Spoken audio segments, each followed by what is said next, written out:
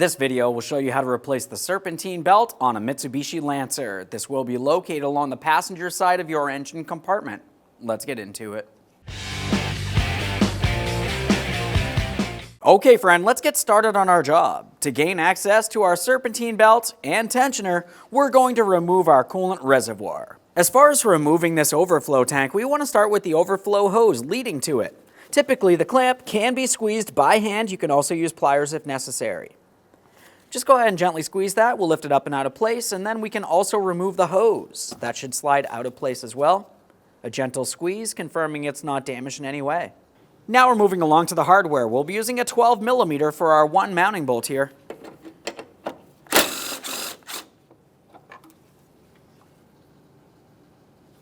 Take hold of your overflow and lift it up and out of position. Be aware of the coolant located inside as you set this aside. Now we can see our serpentine belt clearly. It makes its way over some pulleys and under others. We want to pay attention to the orientation and the routing of it. Just take quick note. Continuing on, we're looking for the tensioner. Now as far as the tensioner is concerned, we can see the idler pulley right up along this area, just underneath our power steering pump pulley. As we continue down and diagonally rearward, you can see our tensioner pulley right along this area. We're going to be using a serpentine belt removal tool. You can use either a 16mm or a 5/8. We're going to be turning this counterclockwise to release tension from the belt, and we can slide the belt off of our idler pulley right along here. Just be aware of any pinch points.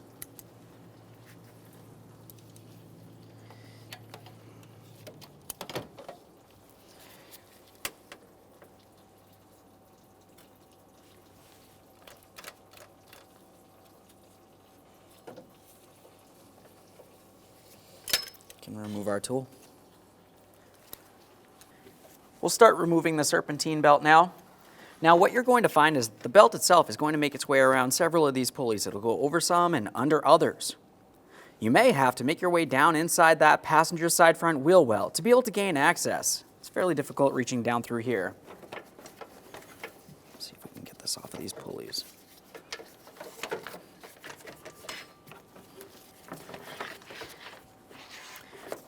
Stuck along the pulley on the back there.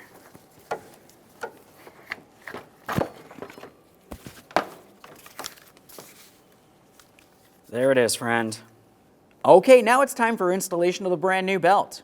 For the installation of this, to make it easiest to install, safely raise and support and remove your passenger side front wheel. We're going to remove all 5 of our 21mm lug nuts and get the wheel off of here.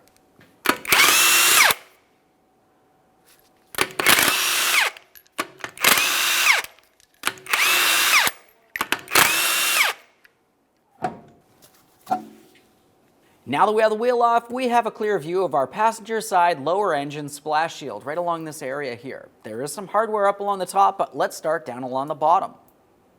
I'm going to start right along the back corner here. We're going to be removing push clips. Typically for push clips, it's going to start with the center. You can either push it in or carefully pull it out depending on the push clip itself. Once you've done that, it should be in the unlocked position and you can start removing it. That one's a push in. That out of there. Just going to reset that.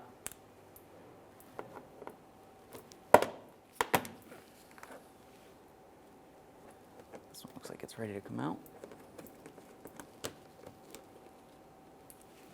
Let's get this one over here next. Get that one out of there. We finished with the lower hardware. Now we're up along the top of this panel. We're making our way across. We have 3 more push clips that need to be removed.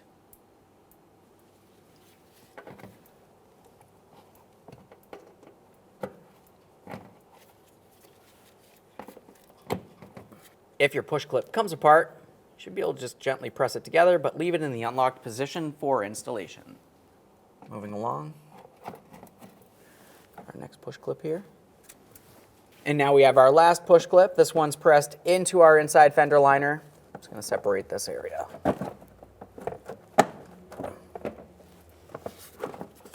Now at this point, we should be able to remove our engine splash shield. Just go ahead and give it a wiggle and we'll pull it out of place.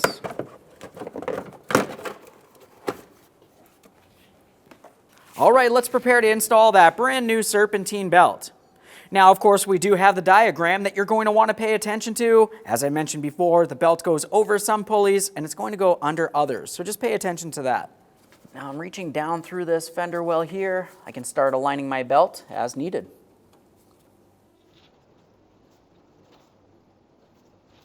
So now we're up along the top. We have our last two pulleys here. I'm carefully using my Serpentine belt tool. We're pivoting that tensioner counterclockwise. That releases tension. We can slide this over that. Okay. Now we can remove our tool. Before we go any further, we need to check the belt routing and make sure it's seated properly on each and every one of the pulleys, especially the pulleys that have the ribs. If it's off by even one tooth on that ribbed area, it can cause damage to the belt or something else. Now we can reinstall our coolant overflow. Looking at this, we can tell that we have one locating tab. It has a small rubber grommet. Looking down at the body of the vehicle, you can see the port where that needs to align. We'll bring this down into position here. We're aligning it with the body. Now we have the mounting bolt port up along this upper corner here. Start that in and snug it up.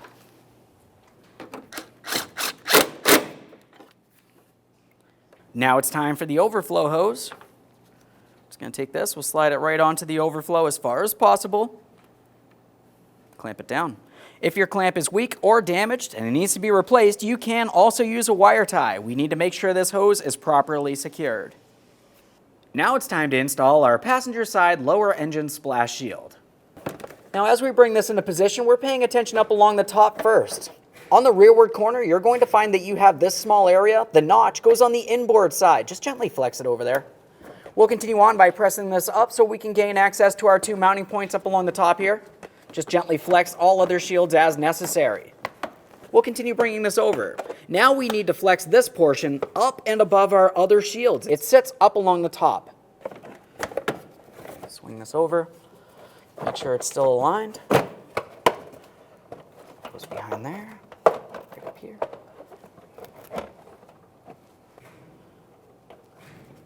We'll install these push clips up along the top area.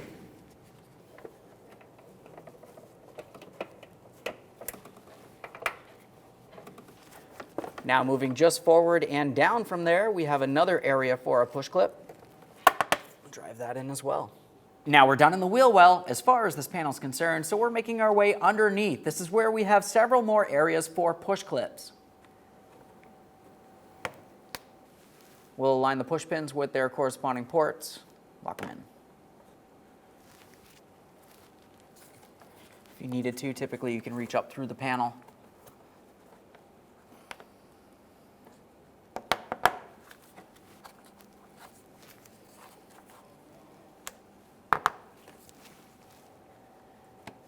There.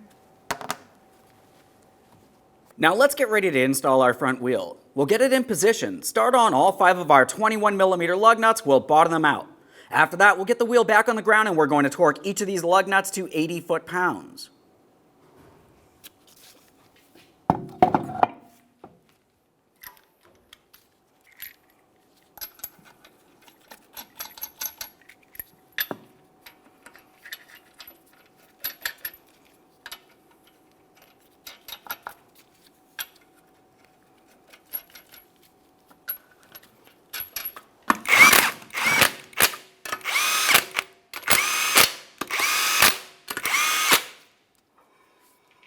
We've got the wheel back on the ground. We're going to be torquing each of these lug nuts in a crisscross manner to that 80 foot-pounds.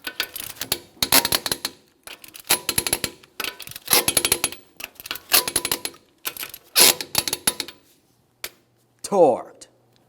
Okay, friend, we've got our vehicle back together. The next thing we have to do is make our way into the passenger compartment. You're going to start the vehicle, turn it off after 5 seconds. Make your way back out here and triple check the belt. We need to make sure we're seated over each and every one of our pulleys properly. Otherwise, you could cause damage to your belt or something else. Be aware of that. Aside from that, assuming it's good, go ahead and close the hood and then take your vehicle for a road test. Thanks for watching. When only the best will do, demand TRQ. The only company that lets you view before you do. TRQ is committed to offering the highest quality aftermarket auto parts that are engineered for peace of mind. Thanks for using and viewing with TRQ.